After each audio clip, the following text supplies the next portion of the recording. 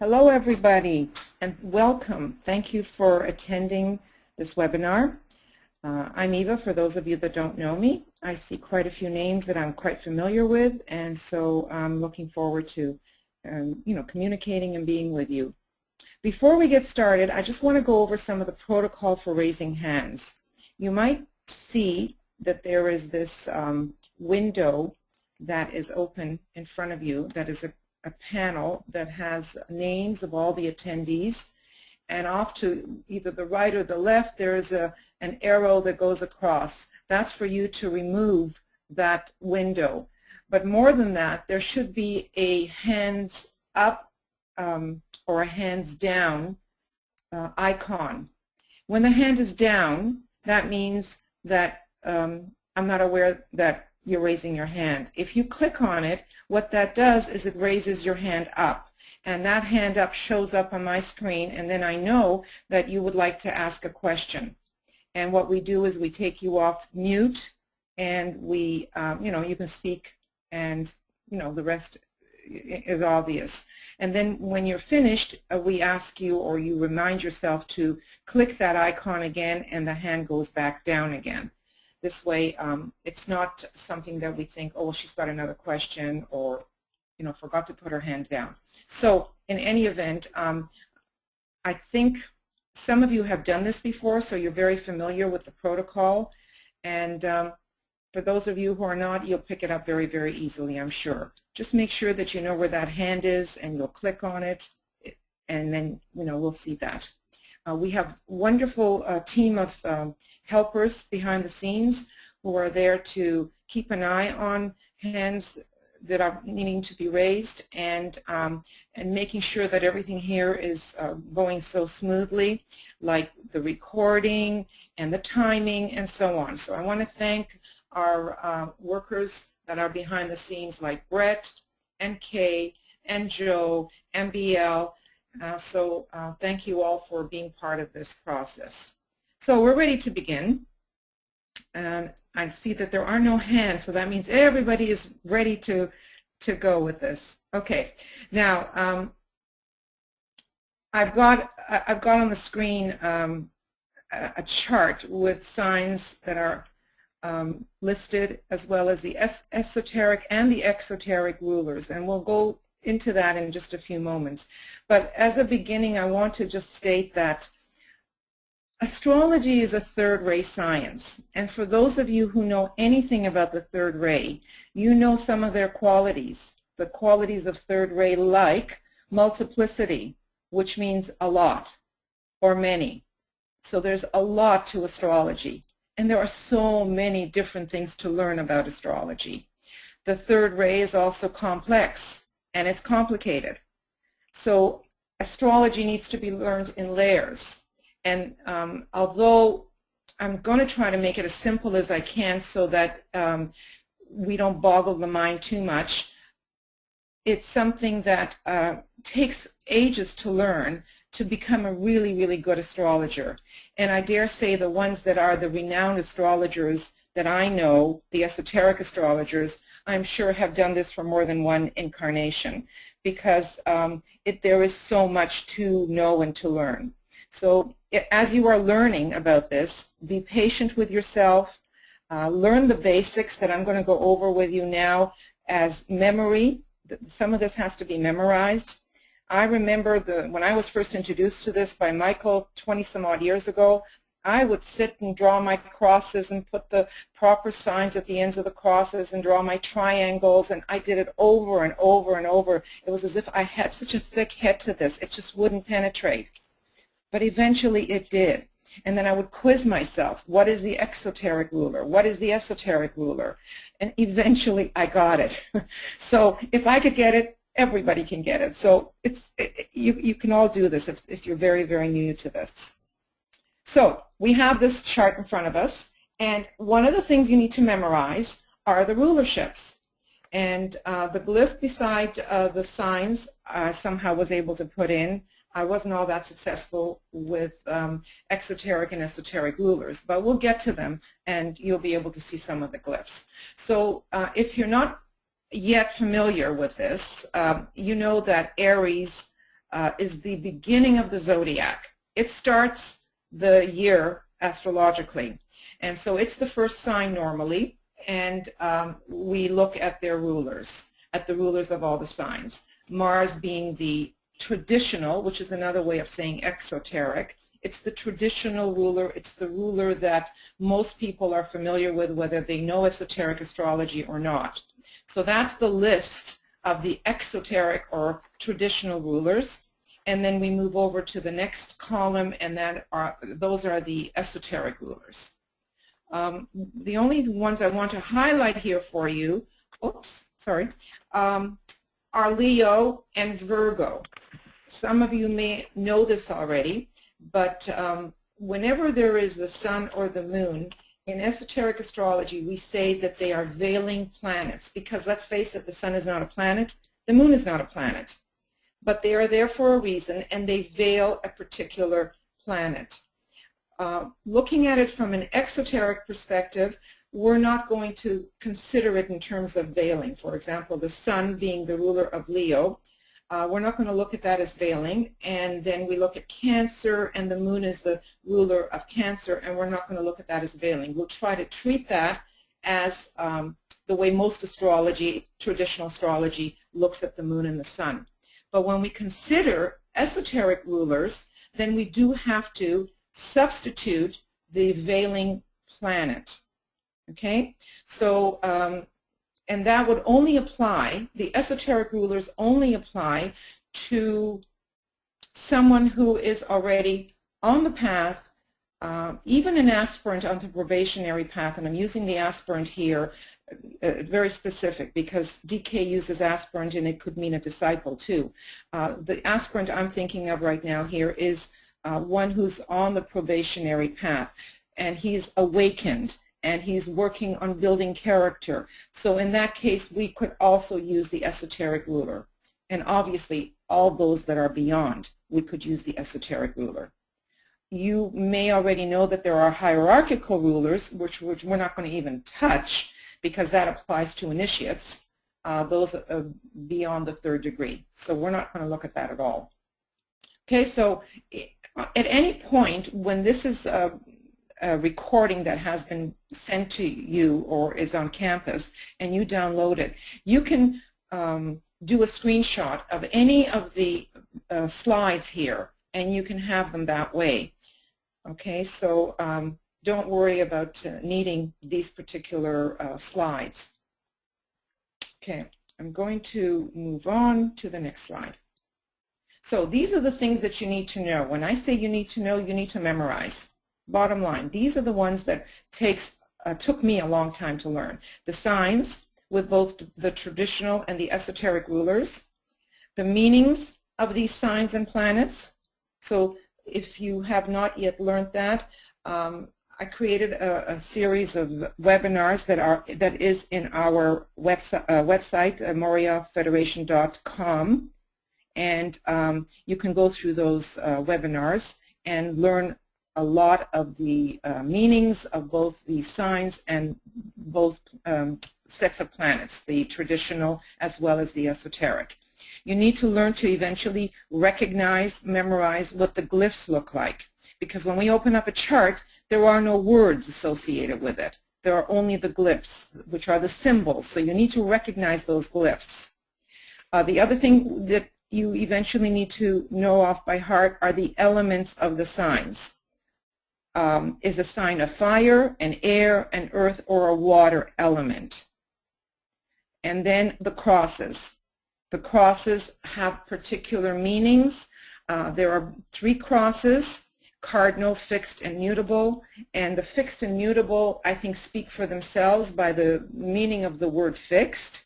You know that everything, all those signs that are under the fixed really represent being fixed, being, not that movable. Mutable is permeable. Mutable is flexible.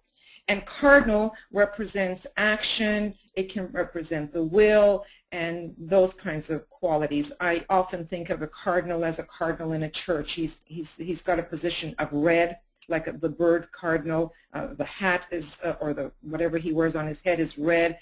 And again, that indicates a certain kind of strength in the cardinal signs.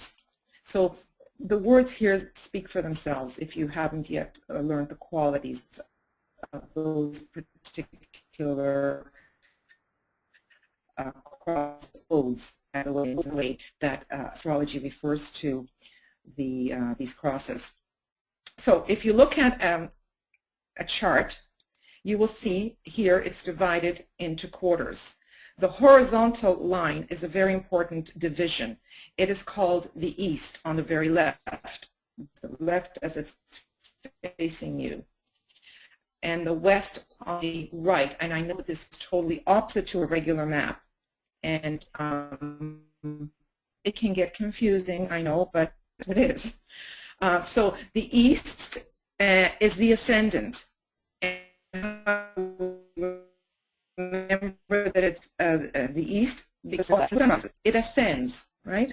And it is a very important point in esoteric astrology, far more important esoterically than it is traditionally, because it is the most important point, being that it is the purpose that the soul has chosen this particular sign to fill out or to be able to fulfill its purpose. The ascendant is never the soul, it's the means by which it can fulfill the purpose. So on the one side you have the ascendant, on the other side you have the descendant. And we'll talk a little bit more about the divisions here. Then we'll look at the vertical axis. The vertical, the very top of it is called the north part of the axis. It's the highest point in the chart.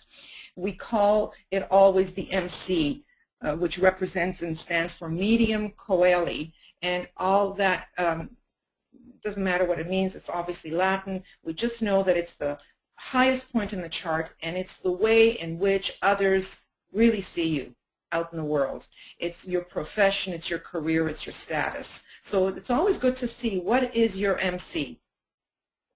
Also, the bottom of the chart is the IC, which is the Imam Coeli, which is the south part, and I'll talk to you a little bit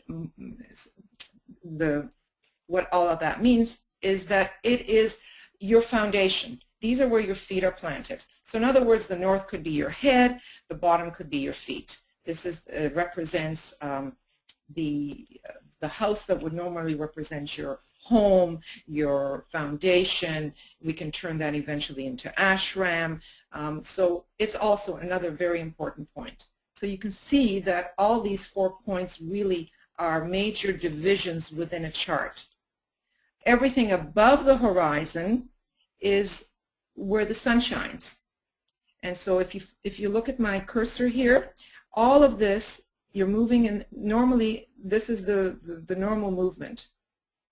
And the sun is shining in this direction. And then eventually it comes below the horizon where it's known as the nighttime. So this is the daylight, this is the night, and this is the direction that all those that are not yet awakened travel.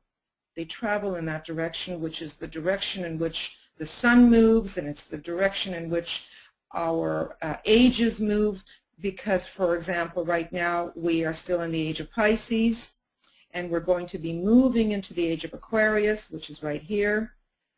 Before the Piscean age, we had the age of Aries, which was the Jewish dispensation. Before that, we had the age of Taurus, which was the Egyptian dispensation, where we had the bull, and remember the golden calf, which the Jewish people reverted back to that age. So this is the direction of ordinary man.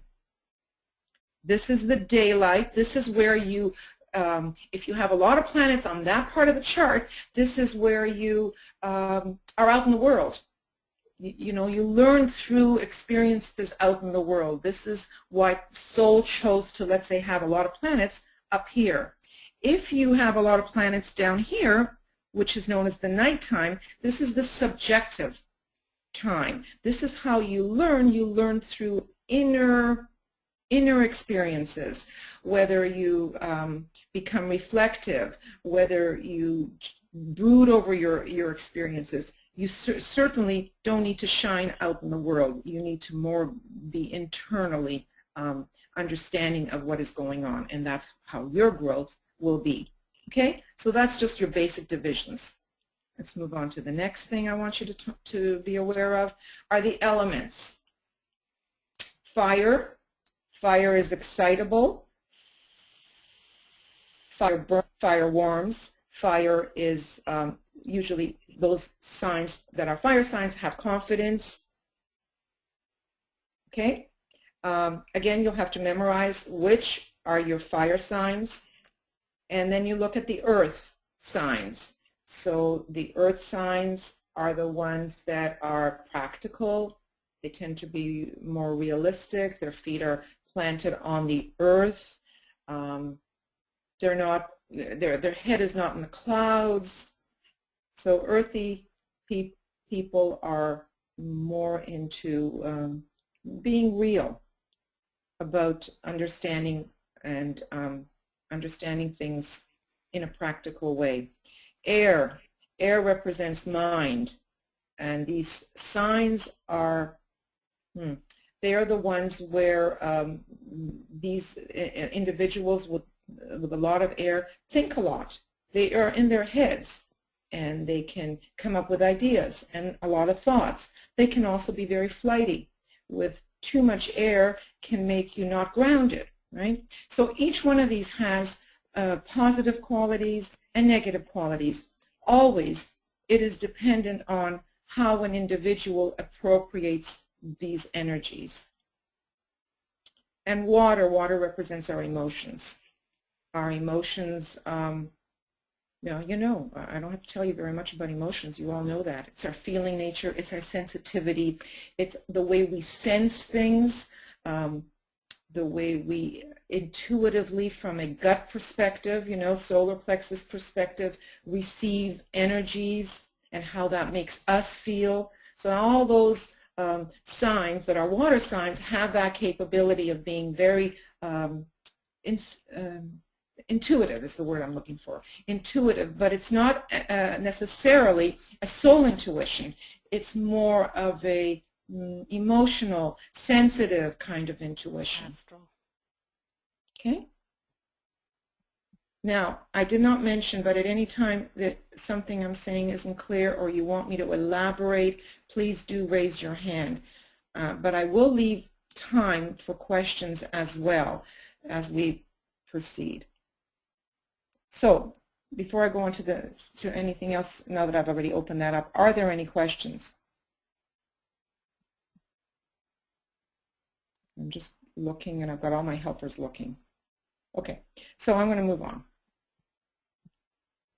Okay, so this is what fire and air triplicity, since there are 3 signs on every element. There are 4 elements, 3 signs in every element. There are 3 crosses with 4 signs on every cross, because there are 12, right? Now these ones are known as the masculine ones. You know, it's just another piece of information. They're the masculine elements. And here are the feminine. Earth and water are the feminine triplicities.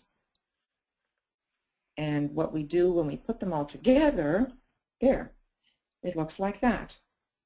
Now, when you combine all of these elements, a pattern is formed. So you're looking here.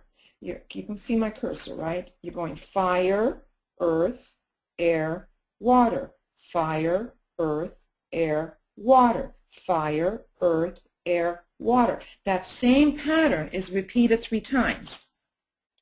Okay? And that doesn't change, even if we were to take the entire circle and move it. Okay? Which you will see that it moves because of the ascendant changing based on your time of birth. But the pattern never changes.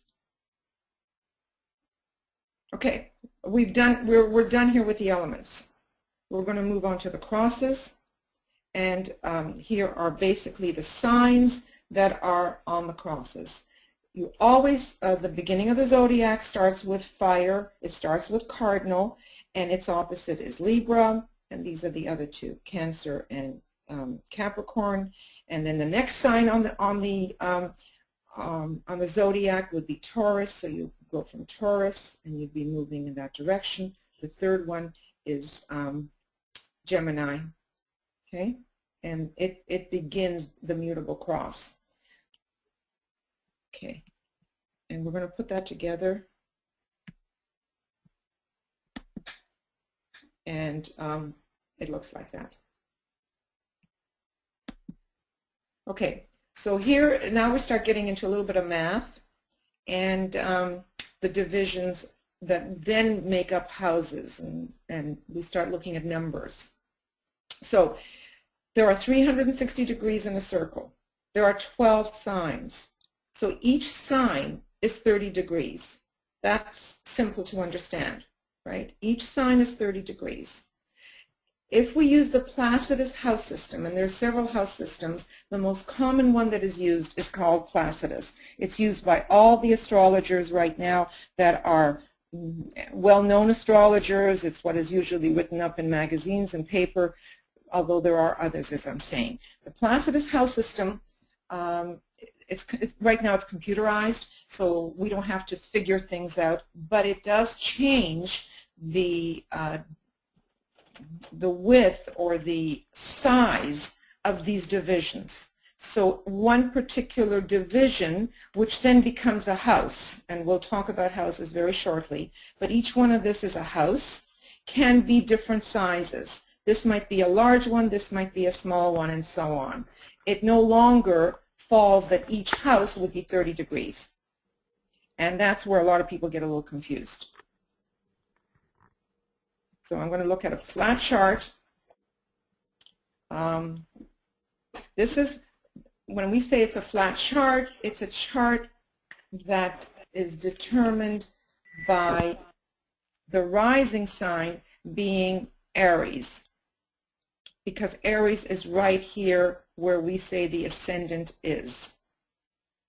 But if you are, depending on when you are born, that sign might be different. You might have Cancer up there, so the whole thing would be turned. It would be turned this way, so that Cancer, which is right now here, would be on the ascendant, and all the signs will follow suit just as they are laid out there.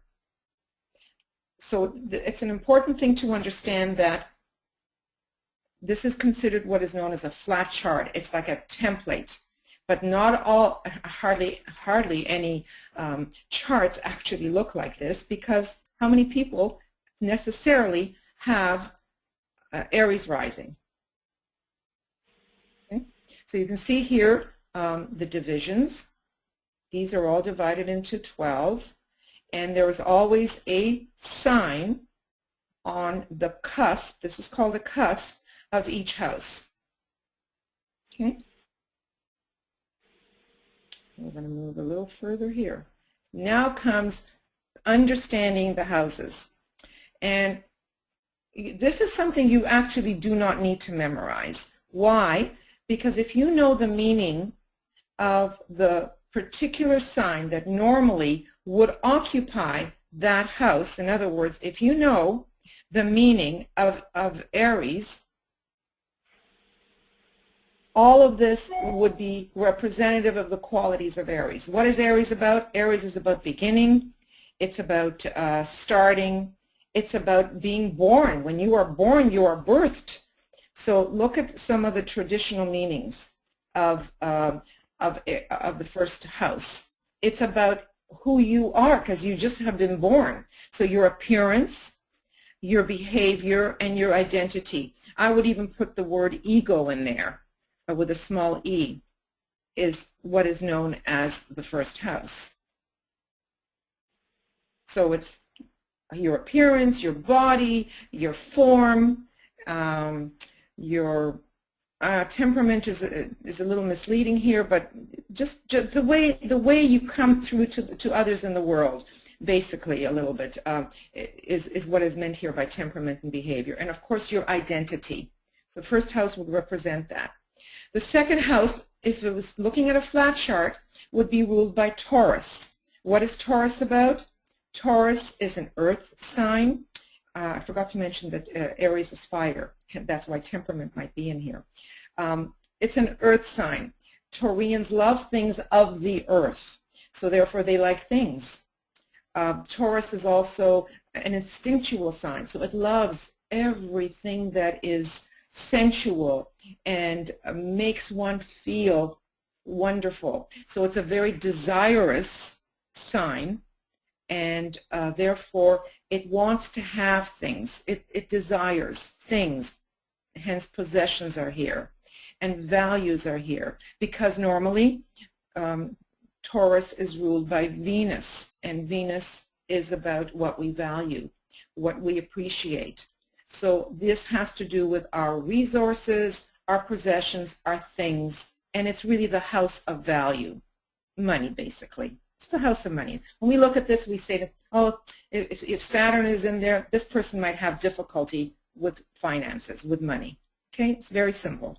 So it's the house of possessions and money and things. The third house normally would be ruled, if you go in here, the third one would be ruled by Gemini.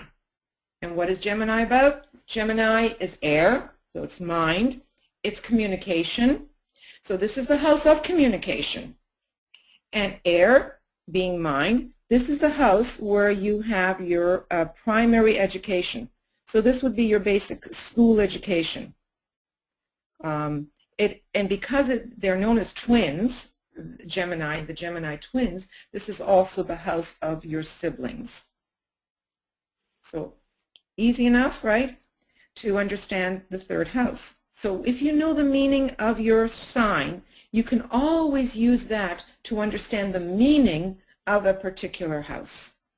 The fourth house normally is ruled by Cancer. And remember that this vertical axis, the bottom is the lowest point on the chart, and it represents where you are standing, your foundation. So let's look at this again. And therefore, your foundation is in your home. It's the house of home, the house of your parents. And because it is a water sign, and you remember I had masculine, I have feminine, water is considered feminine. So of the parents, this would be the mother. Just like it's opposite, I don't have the word father in there, but the opposite of this, the water here,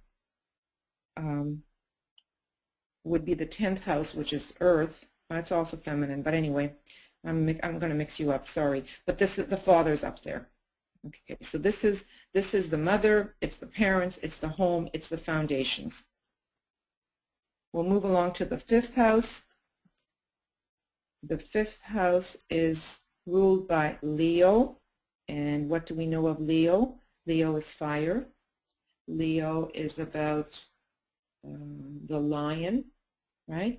And the lion is the king. He's the king of the castle. He's actually the one that spends a lot of time on his mound, so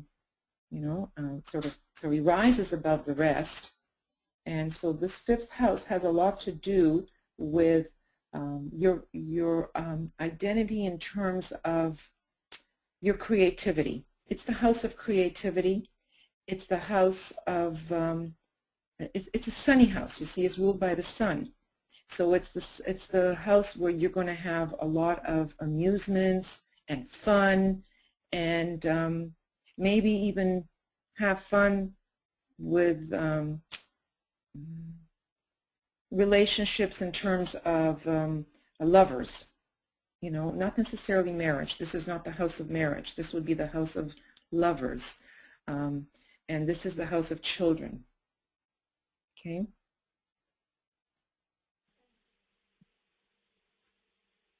If we move to the 6th house, it is ruled by normally by Virgo.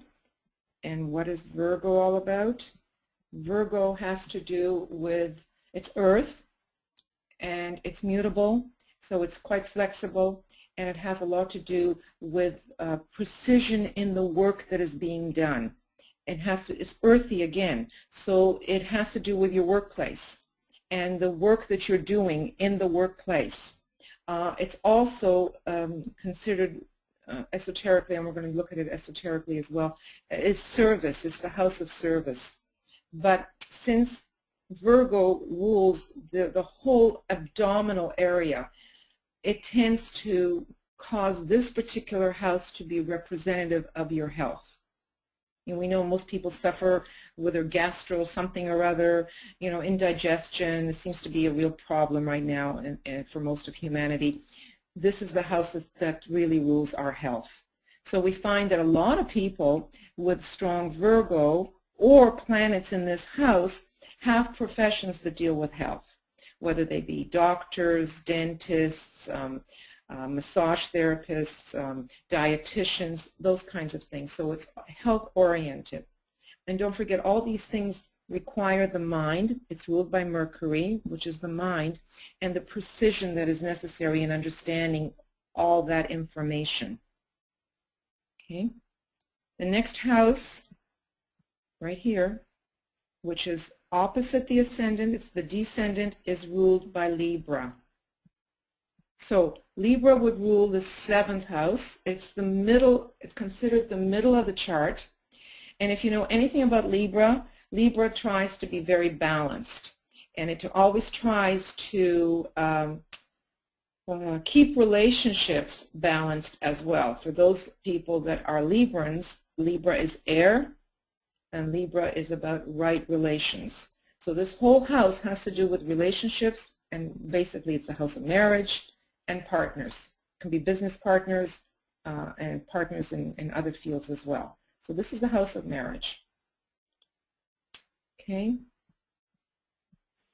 The eighth is ruled by Scorpio. So we move to the house of Scorpio, and Scorpio is about rebirth. Remember, rebirth, you have the eagle, and then eventually you have the phoenix rising through the ashes. So it's really the house of rebirth and transformation. Well, with that comes the idea of birth and death. Birth and death. So many times we look at that house as dealing with birth and death. And legacies that those that have passed away leave. Also, it's the house of inheritance. It's also the house that deals with finances. This 8th is opposite the 2nd. This has to do with your own finances. This has to do with others' finances. So a lot of people working in the financial field, in the financial world, either have a lot of Scorpio or have planets in this house. Okay. The next house is ruled by Sagittarius. Sagittarius is fire. Sagittarius is about seeing the goal and going for the goal, and the goal is always out there. So therefore it then governs the whole idea of the ideal which is out there, and the ideal has come down to humanity in the form of religion. So religion is this house rules religion, it rules philosophy, and it rules higher education. So higher education could be higher math, higher sciences, any degrees, higher degrees would fall in this category. And it's ruled, the planet that rules Sagittarius is Jupiter, and Jupiter we know is the teacher. Jupiter can bring the information down to humanity in a way that teaches them, brings the philosophy, brings the higher learning down and offers it in a way that can be grounded, because its esoteric ruler is the earth. So a good teacher, a good Jupiter-ruled teacher is one that can take the higher education, the religion, the philosophy, the concepts, bring it down to humanity and really ground it for them. Because the goal is way out there, it also is the house of travel. Okay. So a lot of people with strong Sagittarius do just that. It's, the horse is is known as the ruler of Sagittarius, and the horse, moves a lot, travels, it gallops, it's a fire sign, so therefore there's a lot of physical activity associated with a horse, and this particular house also would kind of rule that too. A lot of traveling and trekking and climbing mountains and that kind of thing. 10th house, ruled by Capricorn. This is, as I said, the MC. This is the way others see you, your status. Capricorn, if you know anything about Capricorn, it's the achiever. It's so ambitious and wants to achieve and wants to climb the mountain of achievement. So this is where your profession is, this is your career, and this is where others see you as social status. This is the face you put out to the world, especially the working world. Okay, so although this 6th house dealt with your work, meaning your workplace, and the everyday work, this is more about your profession and your status that's associated with your profession. Okay, sometimes there's a little confusion between the two. Okay, it's Earth. Again, this is ruled by Capricorn. It's Earth. It's cardinal. And the next house is ruled by Aquarius. And Aquarius is, it's air, so it requires mind. Aquarius tends to be on the cool side as opposed to warmth that a lot of the other signs have. And it deals, this is one that you need to memorize because it really has not that much to do with our understanding of Aquarius. It basically it deals with groups, with clubs, with friends, and that kind of thing. So that really does not relate to Aquarius, except we do know that Uranus tries to help an individual bring changes, Uranus, things that are different, so that it can help humanity. So you can see that it's a broader, excuse me, a broader field. You know, it's more of trying to help the larger rather than the individual. And the 12th sign is ruled by Pisces, and Pisces, you know, there's a lot of water surrounding Pisces. Pisces is elusive. It's when you're immersed in water, there are no boundaries. So this deals with our unconscious, our subconscious, that which is not known because it's submerged, it's hidden. So therefore, people that have their sun here might not shine. You know, it's known as having your sun under a bushel. This is also the house of needing to escape. Pisces is about escapism, and so a lot of misuse of medicine, narcotics, any kind of drugs would fall into this area. Also, this is the house of retreat, so seclusion, needing to get away from it all for a while, to gather oneself. So all of that would kind of fall into this house. Before we go to a little bit more of an esoteric approach to the houses, this is more of a traditional approach. Are there any questions? And I'm going to look for any hands that come up.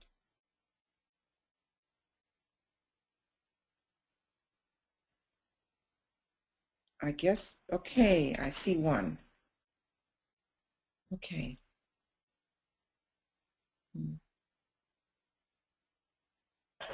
So Tina. Yes, Hello. Hi, good afternoon. Can you hear me okay? Very well, thank you.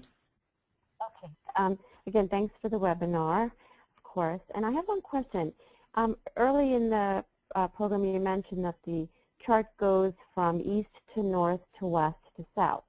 So it travels up and around as the sun would. That is for average humanity. Okay. It's interesting to note then that the houses themselves in a chart travel from east to south, 1, 2, 3, 4, 5. Is there any reason for that? Absolutely. It's a good question. Until such time as a person has stepped onto what we call the reversing of the wheel, which is already the first initiation, or just about the first initiation. It can be very, very late on the probationary path. And he has started to fix his stance upon the fixed cross. He reverses the wheel, and he starts then to travel in this direction. So even though all of astrology, the ones you look up in the paper, the ones you look in the magazines, all go in this direction. The consciousness has not yet started traveling in this direction. I give a whole, I think I gave one, if you look on the webinar, I think I did a whole webinar on the crosses and the consciousness that's associated with the direction in which one travels on the crosses. It's an aberration according to DK that we are all now traveling this way, because only really disciples need to travel in this direction. We reverse the wheel. Otherwise, the precession of the equinoxes cause the Earth and the Sun and everything to travel in a clockwise direction. The anti-clockwise, as I said, refers to someone who is firmly on the spiritual path. But most of astrology looks at it that way. But that's why before a good astrologer can really read a chart properly, they have to know where someone is at on their point of evolution. It's so vital. We cannot stress that enough. And so therefore a good, almost like an interview needs to take place by asking the person questions of what it is that they want a chart to tell them, that kind of thing. And you can tell right away if they say, I want to know about my marriage, I want to know about my work.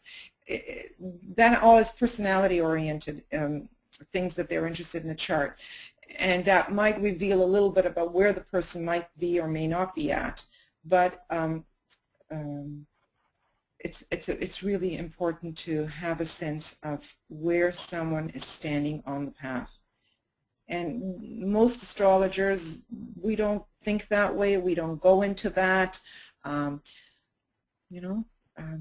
It's just something that I would say only these handful of good esoteric astrologers actually focus on. So I hope that's addressed your question. Yes, thank you. Okay, so I'm going to ask you to put your hand down, and I'm going to mute you again. Okay, any other questions? Oh, BL. Welcome. Hi, Eva. Hi. It's not a question per se, it's just a comment. When I first started studying the houses,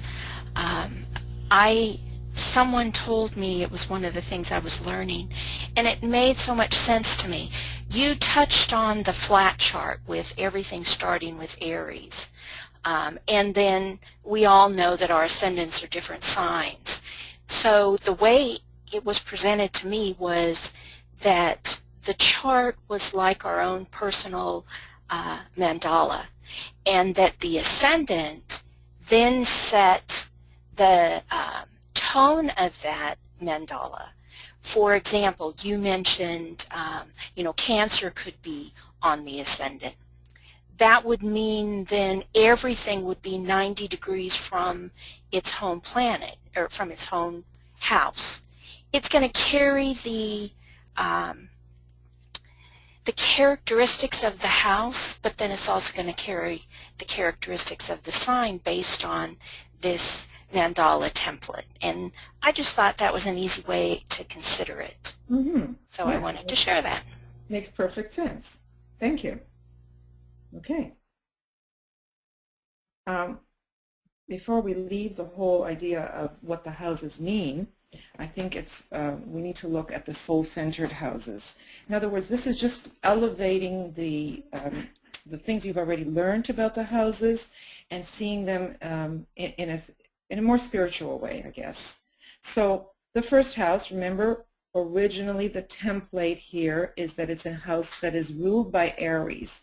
That never changes, irrespective of, as BL said, irrespective of what the ascendant is. If it's Cancer, then it's still the qualities of the house that would be if it was an Aries house, but it then takes on Cancerian qualities as well. The energy is Cancerian energy. So how do we raise some of our understandings of the houses here? Well, remember I said you are born Aries being the first sign. You are born in Aries. It's birthing, so it has to do with your head center. And as we said, with the ascendant being here, it has to do with soul purpose. Sometimes it can give you a sense of the soul ray, but you know what? Rays really don't work that way. Just by looking at the ray of the ascendant does not necessarily tell you the soul ray. It can give you a clue. The second house, remember, was ruled by Taurus, and Taurus had to do with values. And values, we just spiral that up to be spiritual values or spiritual resources. So you clump all that information together. You don't have to see them separate. It's just I couldn't write all that into one little house. So I put them into 2 different charts. But all of that gets clumped together. So it's the house of values. It's the house of your personal values, your money, as well as your spiritual values. Okay, because it is ruled by Venus. Venus being the ruler of Taurus. The next house is normally, the flat chart tells us that that house is ruled by Gemini. And remember, Gemini had to do with communication. It had to do with what we learn in school and had to do with our siblings. So this is the house of education. Basically, it's that simple. And it's the concrete mind because it is ruled by Mercury. Mercury represents our concrete mind. It's that easy. The fourth house is the house of home, remember? And it's therefore your group home, your group, period, your ashram, your soul group. Again, do we see how we just move from understanding that it's home and just spiraling up a little bit higher? The fifth house was the house of the identity or the creativity. It still is creativity, but it is number 5, and numbers in esoteric anything, not just astrology, anything esoteric, numbers play a very important role. Number 5 is the number that we are all aiming toward, right? If you think of the number 5, and the perfect man is always depicted as standing with his arms out. It's Michelangelo's depiction, legs apart, arms out, and it's really 5 points, right? 2 arms, 2 legs, and the head create the 5th point. That's perfect man. Well, what is perfect man? Perfect man is one who is soul-infused man, almost soul-infused. Well, soul lives on the mental plane, and it lives on the 5th subplane, counting from the bottom up within the mental plane. So number 5 is very, very much associated with the causal body. And hence this house has to do with the causal body or the egoic lotus. Okay, so it's the house of soul, the house of creativity, the house of the causal body, as well as the house of lovers, the house of children, the house of creativity upon everyday life, as well as creativity in other areas as well. Okay. All right. I think it gives us a fuller understanding of the 5th house. The 6th house, which is normally ruled by Virgo, and as we said, Virgo has to do a lot with health and with your place of work. And Virgoans, there's a real humility to a lot of Virgo, and the desire to serve and to help others. So it's the house of service. It's the work that you do with service in mind. So that would be an esoteric way to see this 6th house. The 7th house is always the house of relationships.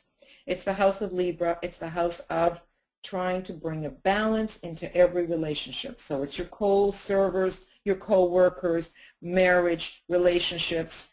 You know, I want to find my soulmate. All those expressions, they all belong to the 7th house. The 8th house is the house of Scorpio, and Scorpio had to do with transformation and rebirth. So this is the house of transformation, this is the house of rebirth. This is the house of liberation, because we may know that the soul, it's a reversed way of seeing that the soul really lives in captivity within us, right? So by dying, you literally free the soul. So it's the house of liberation. It's the house of death. And death, understood esoterically, is just a change of energy from one form to another form. It doesn't take on the same understanding as normally we think of death, although that applies here as well. It is the house of discipleship because it is in Scorpio that we are tested, constantly tested, and it's the testing of being a disciple.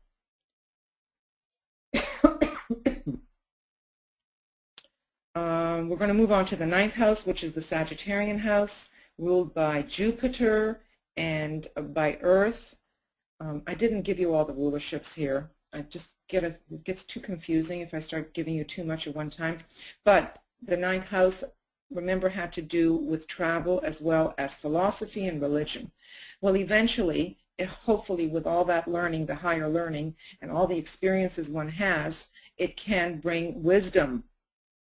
And Jupiter is known for wisdom. Wisdom and synthesis.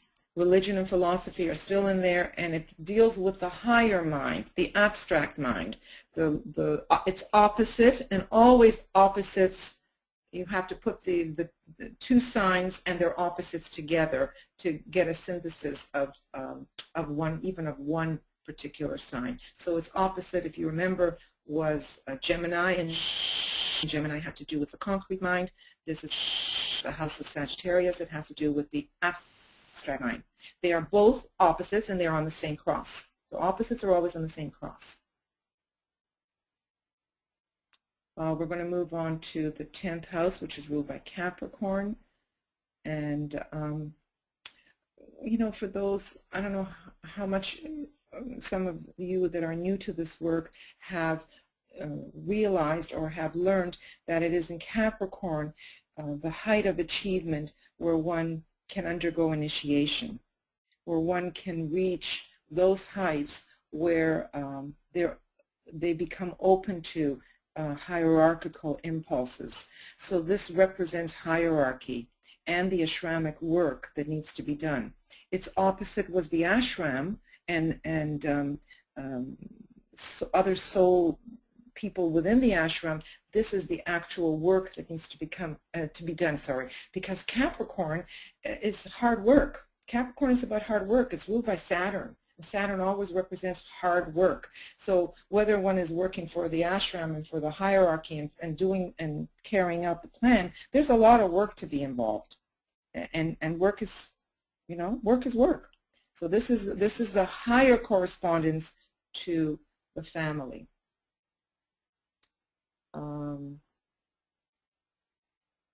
We move on to the 11th house, which is the house of Aquarius. And so Aquarius dealt with groups and with clubs, and this is the new group of world service, spiritual groups. Even though Aquarius doesn't rule the new group of world service, it is ruled by Taurus, but it is a group, and it is a spiritual group, so it would fall into this house. And the 12th house is ruled by Pisces. And remember, Pisces had to do with being immersed in water, being hidden. It's still an occult house, as is the 8th, by the way. The 8th is an occult house, and the 12th is an occult house. It has to do with, well, the word bondage is here, but if you think of the glyph of the two fishes, they are bound together by this rope, with the personality and the soul bound together. It isn't until there is freedom and the soul moves away from the personality that connective rope or whatever it is that connects them is loosened up. Because of that, the word bondage is in there. So we are still bound in terms of being connected to our personalities. This is also the house of a lot of karma, as is the 10th house of the house of karma because of Saturn, and resurrection as well, because if you think of the Christ, it was the age of Pisces that he, was able to then be a savior, and hence resurrected himself and saved others. It's the house of saving, actually. I prefer to see that word in there instead of resurrection. So it's the house of the saviorship. So this gives you an idea of the meaning of the houses. So any questions, and then we're going to go on to something totally different.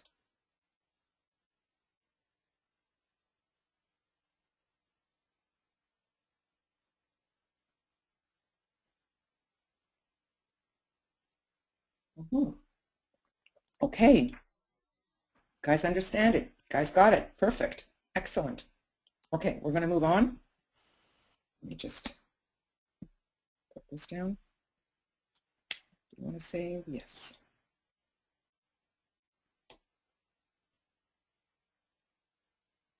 Okay, let me just move up here. Okay, we're going to look at aspects. Aspects. What are aspects? Aspects are geometrical relationships in astrology. The energies of a planet which is in a sign are then put into relationship with another planet, and therefore there's a particular effect that has. We will look at major aspects, those that are significant and create more influence in one's life, and we'll look at a few of the the minor aspects. So remember, aspects are relationships. It's really that easy. It's energetic relationships. And it has to do with geometry. A lot of astrology has to do with numbers and math and geometry. So some of what we're going to cover is the conjunction, the opposition, the trine, and the square. We may cover some of these other lesser ones. Depends on time. The conjunction. Conjunction, another way of calling it is conjoined. You have two planets that are close together and they act as one. So it's, I don't have to read all of this. It's enough to emphasize that they act as one. They embolden each other, right? We use different orbs. Now, this is a rather wide orb for a conjunction, but most of the books give us 7 degrees apart. Now, up to 7 degrees apart. A conjunction really needs to be a lot closer, let's say 2 or 3 degrees apart. So therefore, their influence is much, much stronger. And I know for some of you this is like Chinese, but just bear with me. They are considered as acting as one. That's all you need to know for the conjunction. And some people do better with the word conjoined. They act as one. Okay? Now we're going to look at the trine. Now remember, we talked about elements. All the elements create trines because there are 3 signs with the same element. So if you had air, you would have 3 signs that are air. You could start here, for example, since this is the third, starting the 3rd house, you could start with Gemini, then go to Libra, and then go to Aquarius. All these 3 create what we call a trine. A trine is an easy flow of energy between planets because they share the same element. Now, in astrology, you do not need to have 3 points to be considered a trine. 2 is enough. If, however, you have 3 points that are, all 3 are the same element, it's considered like a grand trine, and we would see it more like this.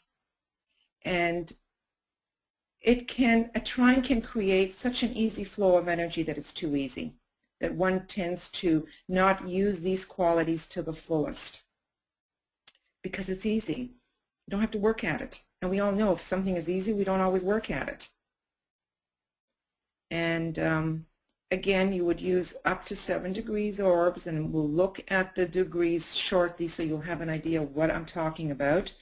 And yeah, if it gets too easy, it creates complacency, or the lines of least resistance, automatic tendency. So a trine is an ease, a conjunction, they act as one. Okay? We'll go to the sextile. A sextile is known, and this is how it looks when we look at a graph. It would look like that. And if they're all there, it creates that same shape, you see.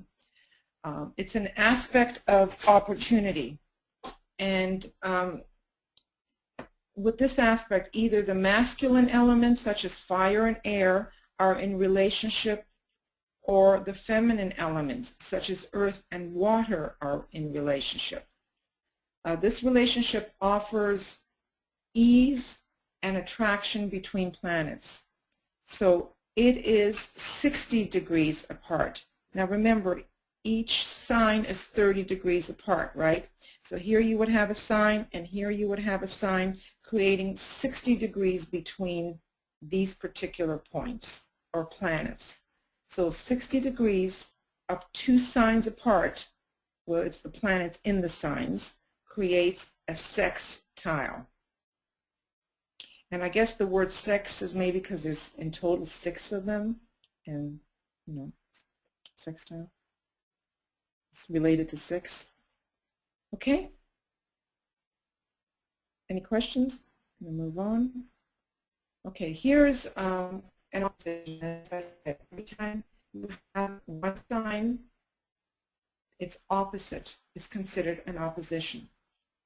Oppositions are roughly 180 degrees apart, because you take a circle, divide it in half, one side to the other, half of 360 is 180, or 6 signs apart. And what does that mean when there's an opposition? By the way, this is what it looks like. I kind of think of it as trying to pull 2 sides apart, you know, one on one side, one person on the other side, trying to pull it apart. An opposition speaks of the need to create balance. And sometimes the energy isn't balanced. Sometimes it can act as a mirror. So you see the opposite. One side could be a lot more dominant and stronger than the other side, creating a teeter-totter effect where, you know, one side is strong and more dominant, the other side is weak, but eventually a balance needs to be created between the 2 sides. So this, the symbol up here acts like a tug of war, you know, one side pulling more than the other side, and we need to balance it, or this idea. So that's an opposition. An opposition is not always the easiest, okay, because you need to find a balance. So you've got to work at creating a balance. Now, one of the hardest of all the aspects is what we call a square. And a square is like coming to an intersection. I like to use that analogy. When you're driving a car and you come to a 4-way stop, you know, what happens? No one knows who's going to go, and you kind of wait for one person to start going. Or suppose it's an intersection and there isn't a stop sign even. One could be smashing into another one because you're always at right angles to the other planet. So that's what a square is. It's a 90-degree angle, and it creates what we call a challenge. And we all know in esoterics that the word challenge then gets reverted to an opportunity, right? A challenge becomes an opportunity. So it's difficult. It's difficult to deal with a square. Now, in red here, I've tried to draw the way we actually see it on a chart, rather than seeing it this way, which is like a cross, and in here you would have the 90-degree angle. If you looked at the angle, really what you're seeing is one point and another point. So it creates a square more like this. Okay? And all you need is, you need 2 points. 2 points. You don't even need 3 points to consider it to be a square. There are 2 or more planets. And again, the orb is still about 7 degrees apart. So let's say this one is at 5 degrees of a sign. This one is at 10 degrees of another sign that is on the same cross. These have to be crosses. Trines have to do with elements. Squares have to do with crosses or modes. They have to be on the same cross, and let's say you had one of them at 5 degrees, the other one at 10 degrees. It's still within 7 degrees. They would create a square and thereby create a challenge. And the only other one we're going to look at today is the inconjunct, or another name for it is the quincunx. And to me, in the symbols, it looks like a picnic table. And this, there's nothing that this has in common. That's the problem. There is no commonality here. All the other ones had something in common. In the crosses, you have a cross. In other words, in the squares, you have a cross in common. In the trines, you had the element in common. In the conjunct, you had usually it's the same sign that it has in common. And in the sextile, you had either 2 feminines or 2 masculines together. Here you've got nothing in common. Hence, it can create, again, the need for adjustment or compromise. And the rule of thumb with an inconjunct is if you have one and you don't find a way of adjusting these energies, it can lead to ill health. It can lead to someone, not being well because you haven't learned to adjust or to compromise. When you can acknowledge these 2 energies, it can lead to harmony between these energies. So nothing in itself is all bad. Nothing in itself is all good. It's all energies, and energies are never static. We learn to work with the energies. We learn to use the energies.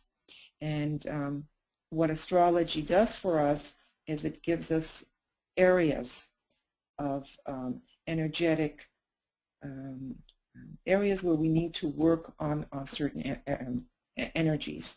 It's a helping tool, really. So what it says here is if you don't learn to adjust or compromise, it can lead to trouble with health issues or financial issues, which is what leads always to problems, right? So before we actually start to look at some charts, are there questions about some of these aspects? Now, we've gone through them rather quickly, but I want you to see the sense behind them, the meaning behind them. I'll give you a moment if you want to ask a question or a comment.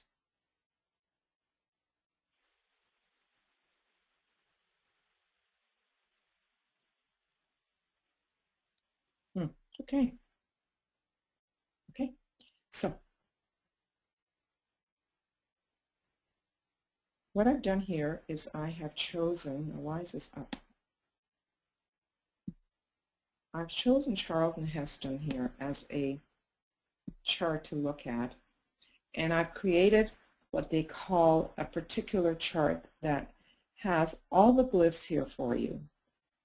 Here's the conjunction that we looked at, here's the opposition, here's the trine and the square. Most charts are not, you can choose to have it come out like this, and I've chosen to do this for teaching purposes. Most charts don't have that. Most charts just have, I can't see with my fingers, just have the chart itself. Now here you have the signs and their glyphs, and here you would have the planets and their glyphs. I'm using for Pluto a particular glyph that normally does not appear on most charts. This is the glyph that the Tibetan has given us for Pluto. Most charts use different glyphs. And here are, no, they don't mean that. This is a graph that shows you the relationships that we're going to look at in here. And in the circle, in the middle circle, you have the relationships being shown again. This particular program I'm using is Solar Fire, and that's how, you know, it depicts the various, you know, it colors certain things, and it depicts it this way. Every program is a little bit different. So you see, before we actually look at the chart, you see the way this line looks. It's red, and if you could see it, the character in here, it would be in opposition, and the line goes straight. If you look at these ones, this is a trine between two planets. This is a trine between two planets. This is another trine between two planets. They may or may not be related. It does not seem to form a closed triangle.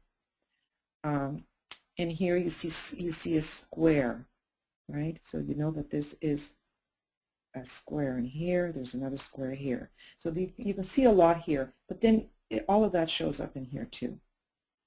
Now the reason I printed this chart is to show you that this is what is called equal house system. Most astrologers do not use this system, but this system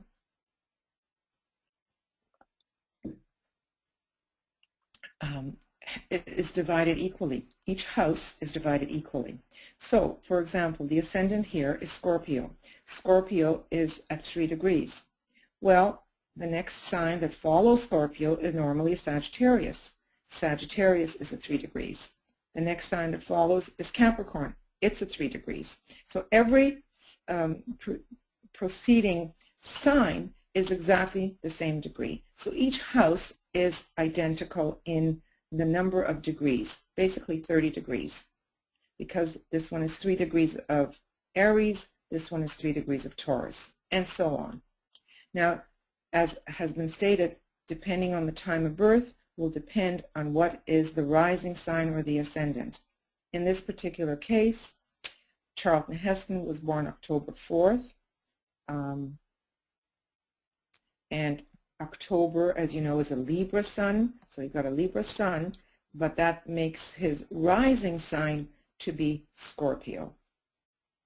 Now, what I did, and so before we do anything else, we see that in a perfect equal house system, the vertical axis is always straight up and down.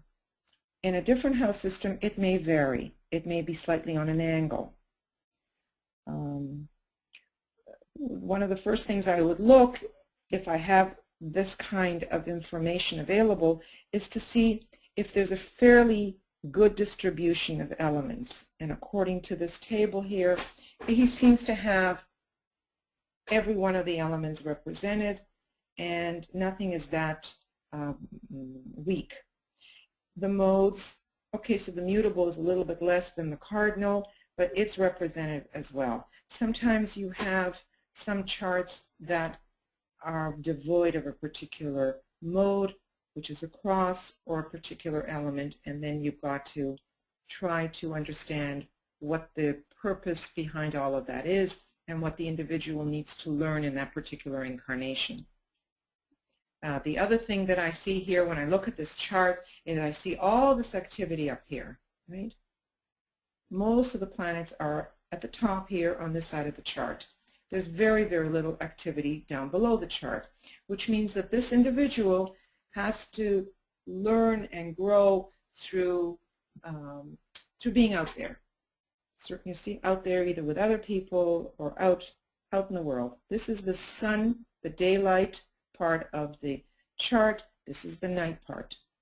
Now what I did here, before we actually start analyzing this, is I did the same chart using the Placidus house system.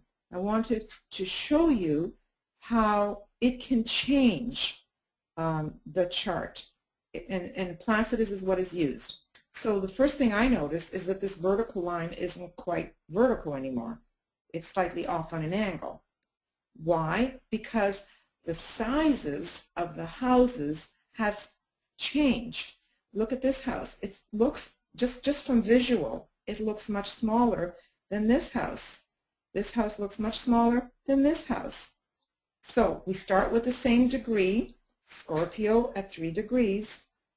Now the next house is Sagittarius at 2 degrees, which means there's one less degree in this house than 30 degrees.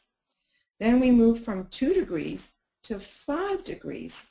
So again, this house has added 3 degrees to this particular house. And from 5 degrees to 10 degrees, there's another 5 degrees added to this house. So instead of being 30, it's 35 degrees, this full house. And so on down the line. Just look at the degree that's there beside the sign, and you can tell the houses that are larger and the houses that are smaller. The opposites are always identical in size. So this one is opposite this particular house, and the number of degrees between 11 and 3 is certainly less than 30. It's probably less than 8. Okay, so it's like 22 degrees in total. It's the same thing here, 3 and 11. Let's see, from 11 to 30, you've got 19 and another 3, so it's 22 degrees. Okay, so I just want you to be aware of the house system and that there are different sizes. Okay, so we start, when we look at the chart, as I said, we just have an overall vision of where the planets are located, and again, there's emphasis over here, and we've already discussed the elements in the modes. So the ascendant is the most important point in esoteric astrology because it determines the purpose and how the soul is going to work out the purpose. How the soul is going to work out the purpose. So in this particular case, it's going to be done through the sign of Scorpio. And if nothing else, I encourage all of you to learn the keynotes for the particular signs that you're dealing with. And you want to know the keynote for the ascendant, you want to know the keynote for your sun sign.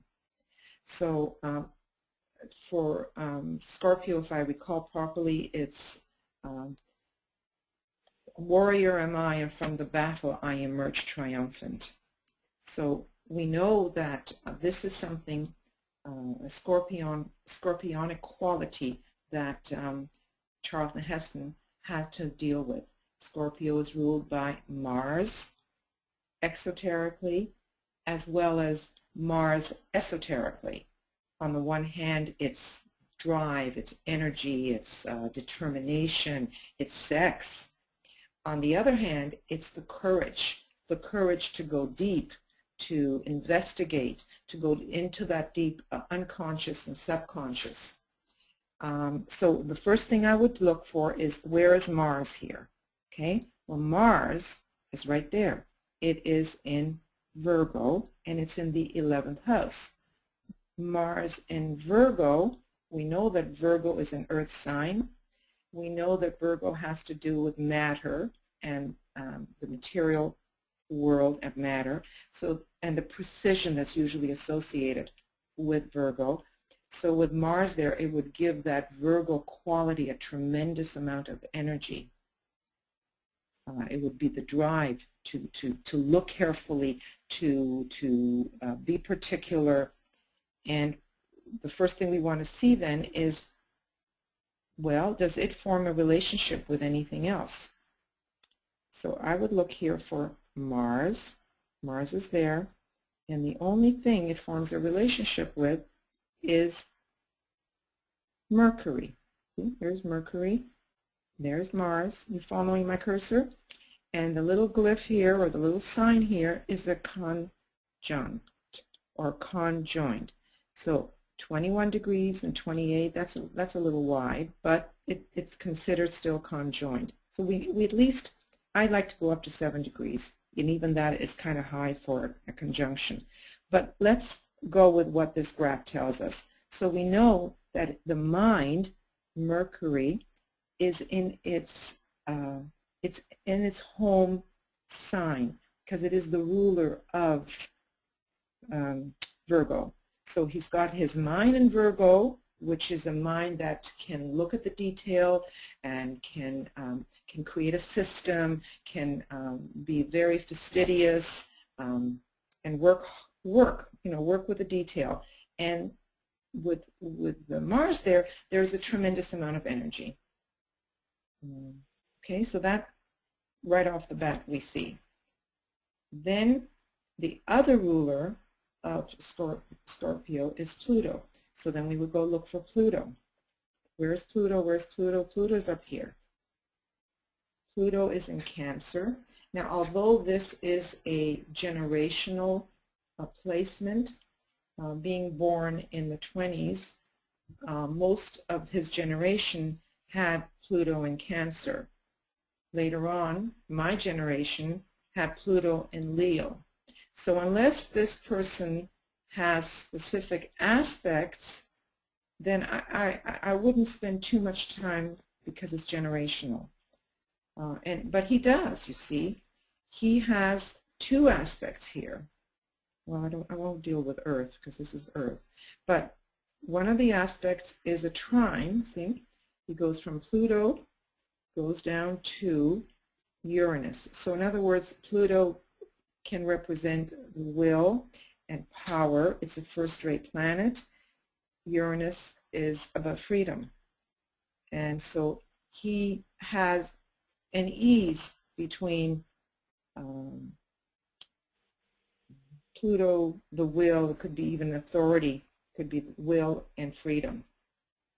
So there was no problem there for him with his freedom. And also, if I look at this, it's trined his Jupiter in Scorpio, which we didn't even look at, and Jupiter in Scorpio makes him have a tremendous amount of Scorpio energy to him. Intensity, being able to go deep, being able to understand what is doing in someone else and how to get to them, how to be able to reach them, and making sure the whole trick is to make sure you don't use that, what you sense about the other person for your own personal needs. Now, the other thing here is, let me see, it's Pluto here is trined with Uranus, and Pluto here is squared with his Sun. See? Pluto squared with the Sun. Sometimes it's hard to see if it's too congested in this area.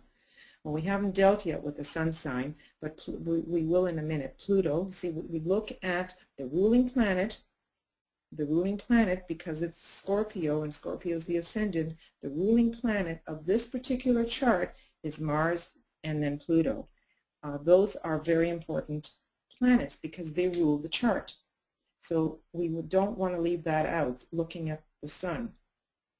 Pluto and the Sun, and we decided here that Pluto and the Sun form a square.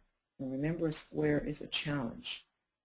So what is his Sun? His Sun is in Libra. By the way, I meant to show you this. Look where his Sun is. It's in the 11th house. Look where his Sun is here. It's in the 12th house because this was the equal house system. So sometimes things are not in the same place. Okay? So here, the Sun is in the 11th house. The Sun is in Libra. And not only does he have the Sun in Libra, he has his Venus in Libra, which is a natural home for Venus because it's a ruler of Libra. He has Saturn in Libra as well. Saturn is a hierarchical ruler of Libra, but we said we wouldn't look at hierarchical rulers, so let's leave that alone. But these are all closely related. So in other words, this is called a stellium, when you have 3 or more planets all close together. Like here, this one is 6 degrees apart, this one is 5 degrees apart. These, by the way, with a little line beside it, are seconds, or minutes rather, minutes. And these are the degrees, so you only want to look at the degree for now. For example, this is 29.57. It wouldn't take long for it to have gone to 30, right? Because it's almost another 3 minutes, it would have moved over and become the next sign. So that's what these minutes represent. So Sun in Libra. Libra is air. Libra is about relationship. So Charlton Heston was probably friendly and diplomatic, and knew his manners and knew how to get along with people, especially with Venus there. And with Saturn, Saturn is it's karma, it's hard work, and so there's something about this, and I'm only going to bring this to your attention here because it's taken on great importance here for him. This is Chiron. It looks like a key. We never talked about that so far. Chiron represents the wounded person, the one who is wounded. He hurts until he learns how to heal himself, and then he becomes a healer for others. It's the centaur who got an arrow in one of his legs, and it was very, very sore if you go back to mythology. But in any event, what this represents here, and it's opposite his sun, is that it's the house of health. Remember, we're talking about houses. This is the house of health. It's opposite his sun. It's opposite all of this in Libra. So these all become, they almost act as one. So he has to deal with some karma with relationships, some issues with relationships, and he's been hurt in relationships. And he's got to find a balance between his pain about relationships in order for him not to be ill, because this is the house of his health. The 6th and 12th house axis has to do with health. Okay, so we said we would look at some of the relationships here with the Sun, and the Sun and Pluto were squared. So again, Pluto would be will. So maybe he has not learned how to use his will in a very balanced way, or needs to learn how to use his will. Maybe with other people, okay, and in groups, because it's in the 11th house. And with Scorpio as his rising sign, there's a tremendous amount of intensity. Scorpio is a very intense sign, so he might be very, very intense in his relationships, and maybe using even will in those relationships. This is just putting together the words associated with the sign and the planet. Okay?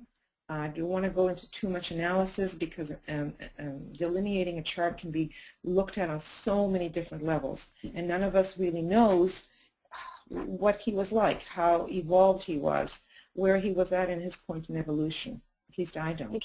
Excuse me, Eva. Yes. Asha posed a question in the question box.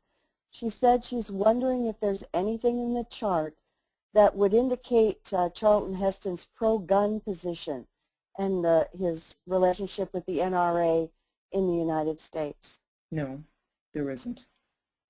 That's the kind of detail I can't see here. Now, maybe if we looked at transits, it could show certain things about his headspace and determination, but those kinds of things, I can't see that in the chart. Risa offered a comment and said that because of Scorpio, he is a warrior, and that might create some relationship. Sure, that's true. And you see, he had an issue with power and will, and power is Pluto. So power, will, being a warrior, you can kind of make it fit now that we know.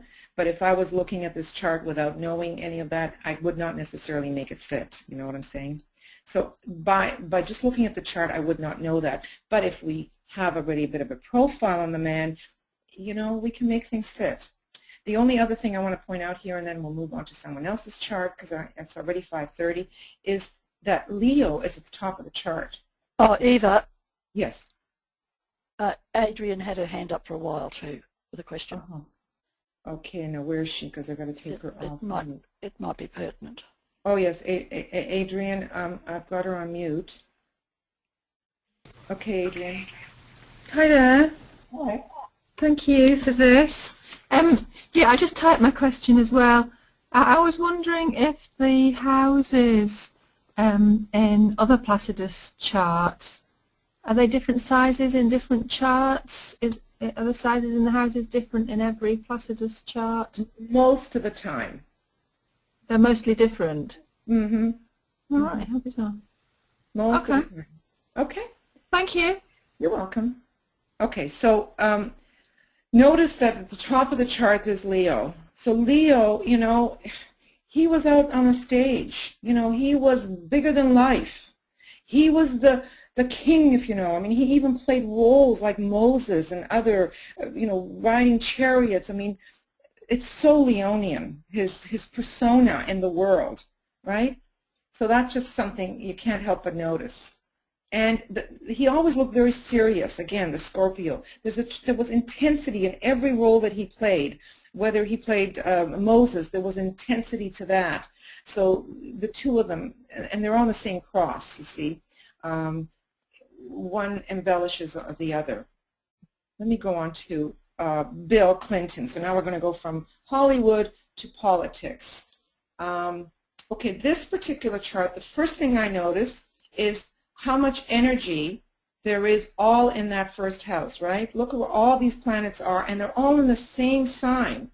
Then I look up here and look where all these planets are, and they are all in the same sign.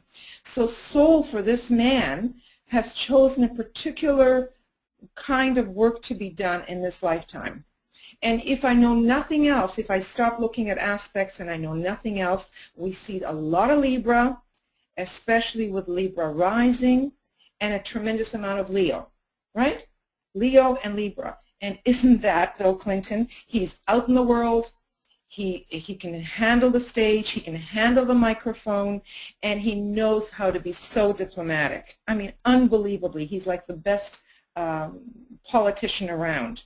He gets kudos all the time for everything he says. So, you know, this kind of fits. And Cancer is at the top of the chart. So it's like the family of man. It's like taking on the humanity, taking on his United States with all humanity. And he has even created this foundation where, again, it's out in the world and it's helping humanity. Just as just an overview of that. If I look at the elements, the air is the strongest one, which means this man spends a lot of time in his mind. And he's got a little bit of fire to him. The other two are rather weak. Under the modes, mutable is kind of weak, so he's not going to be all that flexible. He's going to actually, fixed is kind of strong, so he's going to sometimes even be a little stubborn, a little determined, a little holding his position strongly. So we can see that just by looking at this, right? So Libra rising. Remember, Libra is about relationships, right relationship. And he's got his ruling planet of Libra, of Venus, in Libra, which makes him, again, every time you have a ruling planet in the sign that it rules, it's a very good placement for it. It's a wonderful placement for it. And he's got his Mars there too, so he forces relationship, he forces conversations, he forces, you know, Mars is going to push, it's a pushing thing. He also has his Chiron there, which means he's had already wounds with respect to relationships. Don't we know that? Right? This is, in other words, this is his Achilles heel. That's why it's called Achilles, because it was Achilles that got wounded in the heel.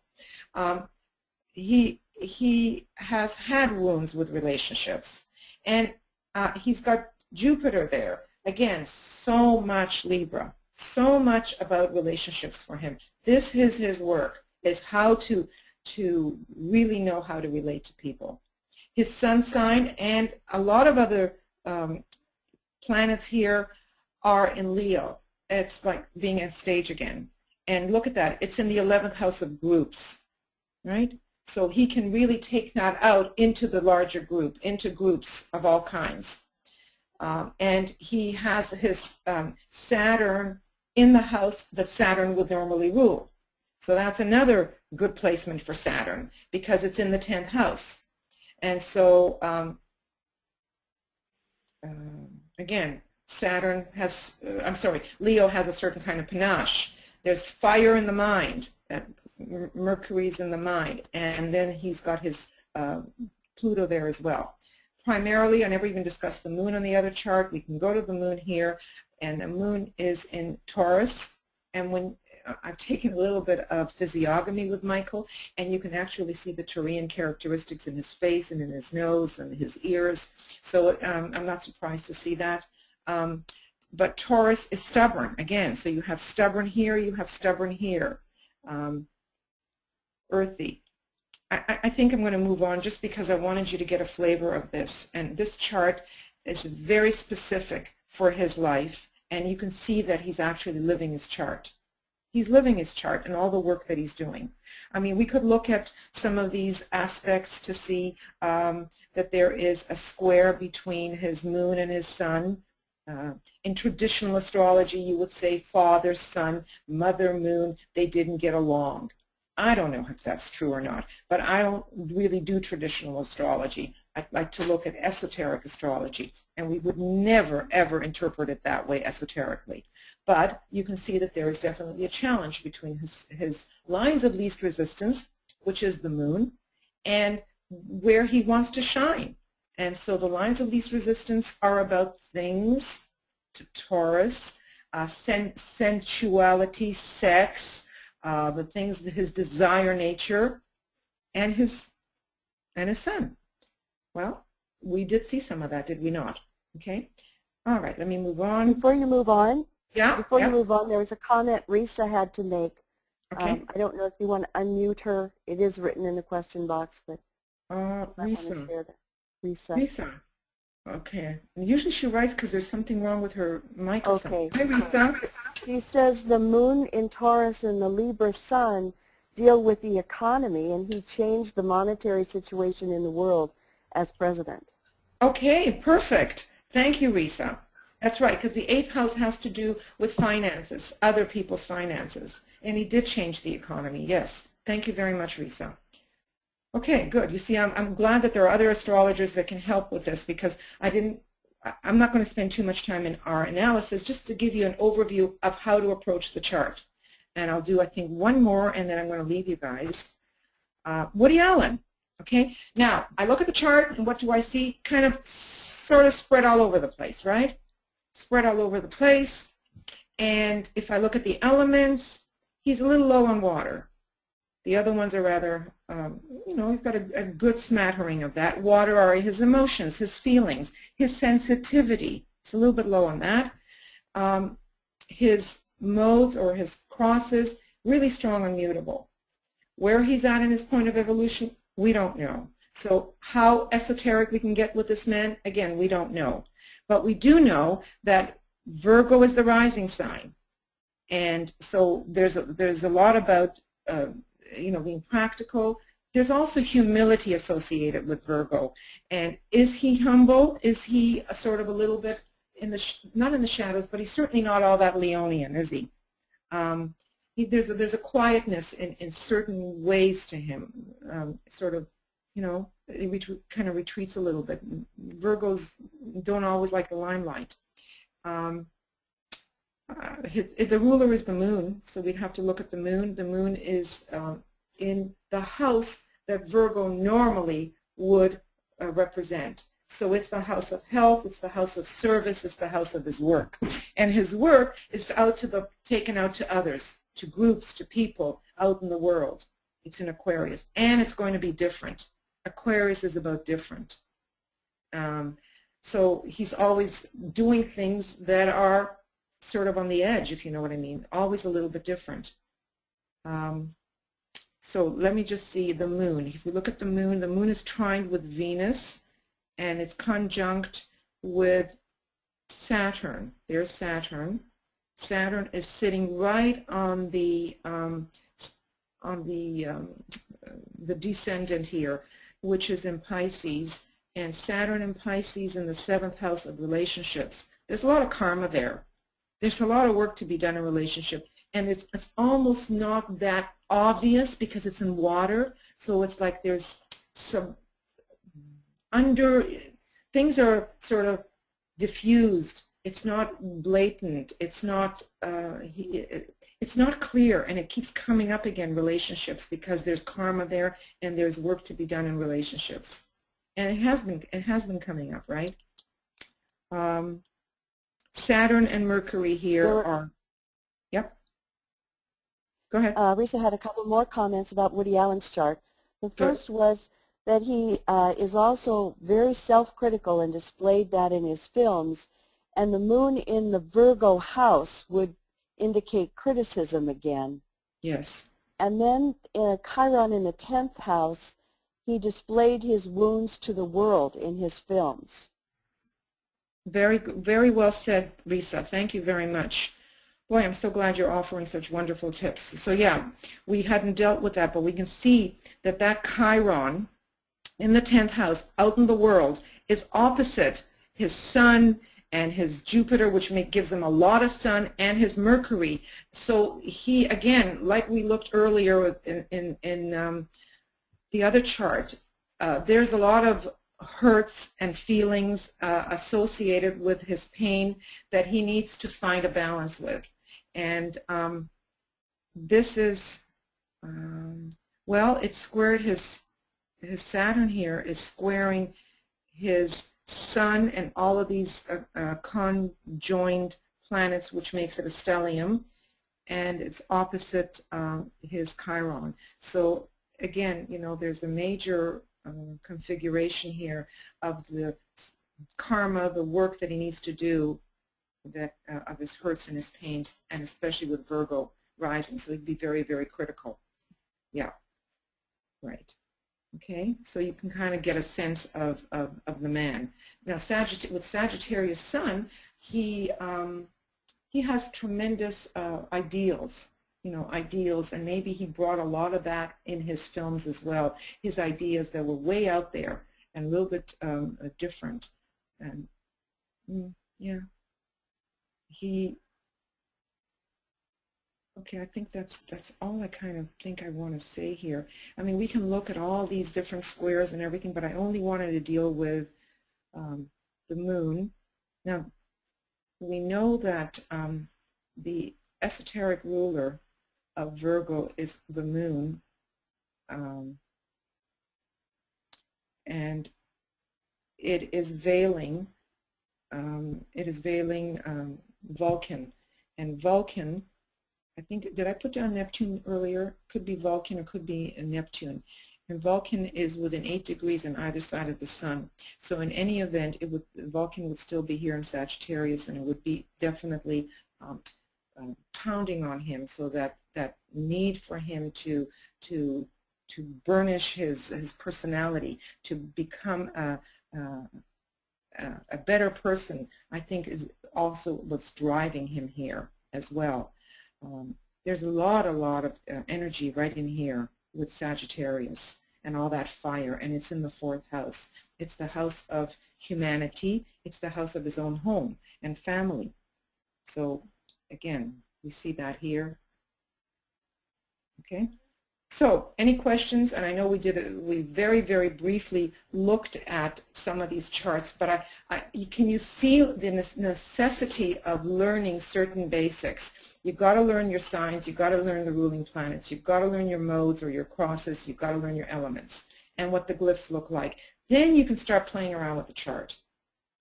Then you can start, always begin the chart with this ascendant. The ascendant becomes, it's the ruling planet of the ascendant is always the ruler of the chart, and it takes on tremendous importance. And so you understand what his goal is. In Virgo, I am the mother and the child, I, God, I, matter, am. And so it's all 3 aspects are being represented in Virgo. It's the birth of the Christ principle within the cave of the heart. And maybe that's what his work in this incarnation is. So always begin with the ascendant, look at the planets, and see what are their relationships with other planets. In other words, what are the aspects? Once you've kind of worked with that, then you go to the sun, and you look at the sun and the house that it's in and the sign that it's in, and what does all that mean? And what are the aspects associated with the sun? Many times you've already dealt with it if you've dealt with the ascendant and it's brought in the sun. Then you go to the moon. And some of the other things are not as important as those three luminaries. Those are the three basic ones you always want to deal with. You get a really, really good understanding of the person if you can spend time on that. So I see, Ray, your hand is up.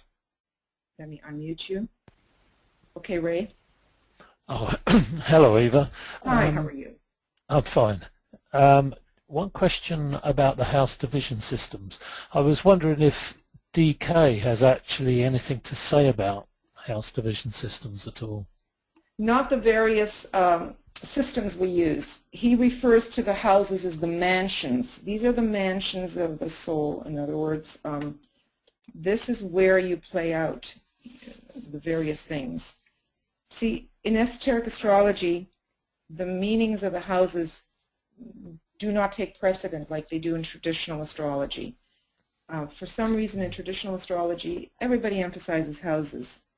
In esoteric astrology, the signs are the signs and the planets in the signs are the most important thing. And then we look at the houses. So no, he doesn't tell us anything, because I think that this changes. And I know that there's a Koch system that I used to use for years. I was taught by Michael the equal house system, and then lo and behold, I found out that not everything is the same, because equal house was so easy for me. So, you know, I don't know if he ever got into the nitty-gritty of telling us which house system. Keeps things a lot more, you know, philosophical. BL Okay, had a thank you. comment. Sorry? BL has her hand up to comment. I BL. believe. Oh, BL, please, go right ahead. Hi. He does mention somewhere in, I think it's esoteric astrology, that as the soul wanes and the personality waxes, that the influence of our environment, which is the houses, also goes away. So as the soul, I think I said that backwards, as the soul grows and as the personality decreases in control, the influence of the environment also goes away, until basically what we're working with is the rays and the signs, and not so much the planets and the houses. But he does give specific information on, I believe it's only the first house, and tells us to interpolate the esoteric interpretations for the other houses using that format that he's given us. Which and is so over. What are you Pardon? referring to? Which format are you referring to? The, you know, basically the delineation that you gave for the exoteric houses versus the esoteric houses. He does actually give us the that for the first house. He gives us the esoteric interpretations for the first house, and then tells us to work out the rest of them for ourselves. And over the years, many great astrologers have done that for us, and it's, you know, all consistent with what you presented. So those are, I think, pretty much the standard now that everybody is using.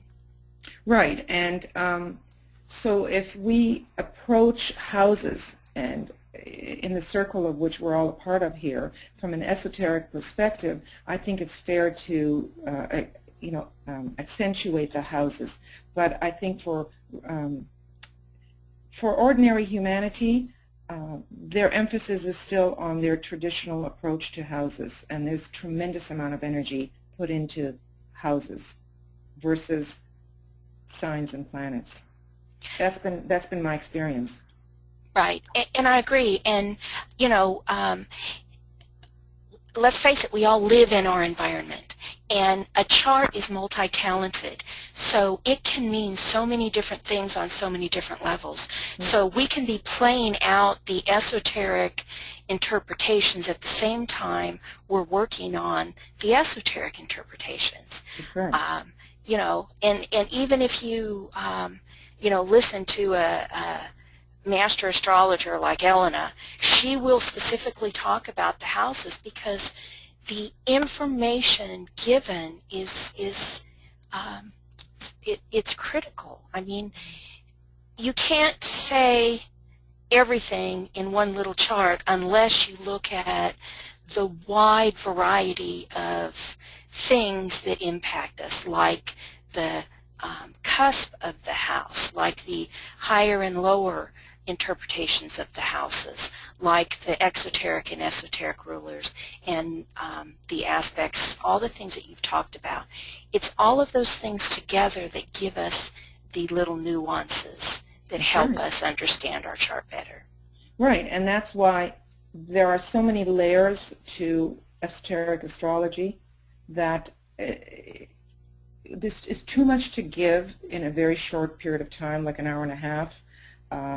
So I try to keep it as simple as I can. I probably gave more than I probably should have to keep it simple, but I just wanted to give people something to walk away with, how to approach their chart, how to start analyzing a chart. And hopefully this kind of helped a little bit with looking at the houses, the aspects, and the planets that need to be considered. So anyway, with that, I bid you farewell. Are there any other questions that I somehow may have missed? Okay, so if you all have your own chart, look at your chart and see if you can, for those of you that are really new to it, there's a lot of seasoned people here in this group that already know how to do a lot of this. So, you know, I think that's great. But for new people, see what you can do. Eva, a couple people said, great job and thank you. And Risa asked, in addition, is there going to be another class? You know, I haven't thought about that, so I'll have to think and see what other things I'd like to teach. And I don't know, basically. Thank you, Risa, for asking. So I don't know, and I'm not leaving anybody with thoughts on that yet. And Jeremy expresses his thanks as well. Thank you. Okay. So everybody, thank you very much for showing up and being there. I really could feel your energy, and I very much appreciate it. And I'll bid you farewell. Thanks, Eva. Thank you.